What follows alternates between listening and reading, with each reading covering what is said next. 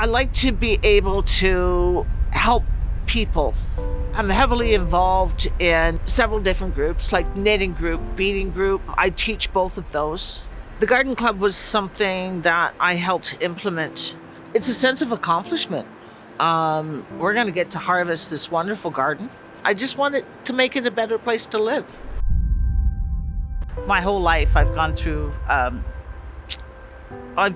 just about every kind of abuse you can imagine.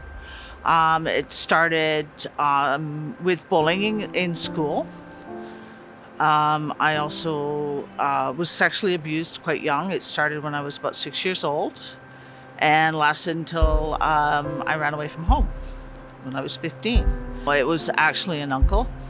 Because of what was going on, I didn't get along very well with my parents. Always afraid that they would think that I was making things up. I've learned over the years that my way of coping with major problems is to run. As a result, I think I've lived in just about every major city across Canada, from Toronto to Vancouver. When I got living on the streets of Toronto, you could get a hold of anything and everything. Well, of course, I tried anything and everything. I also met the father of my children there. Again, here we go, another abusive relationship. The man was an alcoholic. He broke my nose, fractured my skull. At one point, I had to take a baseball bat to him in order to save my life. I walked around for 2 weeks afterwards with fingerprints, bruises on my neck.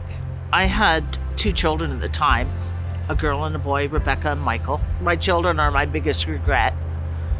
There's not a day that goes by that I don't think about them. I wonder how they're doing. I fought for quite some time to try and get the children back, about 1.5 years. In the end, I realized, the children were actually better off in the situation that they were in. They were together.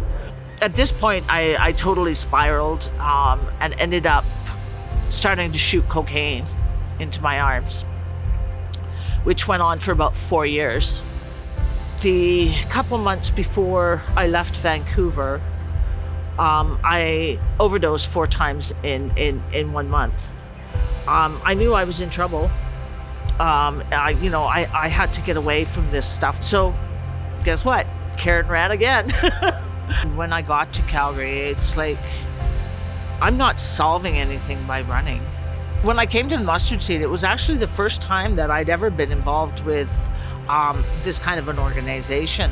And at that point, I applied for housing. I got off the crack.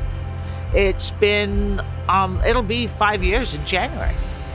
The staff at the Mustard Seed have always been wonderful. I'm a pretty strong person. I've gone through a lot. But I have my moments where I need somebody to talk to, and they've always been there for me. I think that's the best part of my day, knowing that I am safe. I'm not on the streets anymore. I'm drug-free.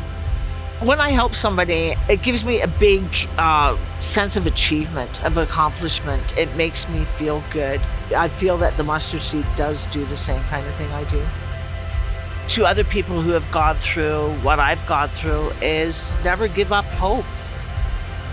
Take it one day at a time. There's always a way. I did it. There's a lot of people out there who can do it too. Yeah, they just need the opportunity and the chance. I wouldn't be where I am now if it wasn't for the Mustard Seed. I'd be out on the streets somewhere still doing drugs, maybe dead. So yeah, thanks for everything. Definitely.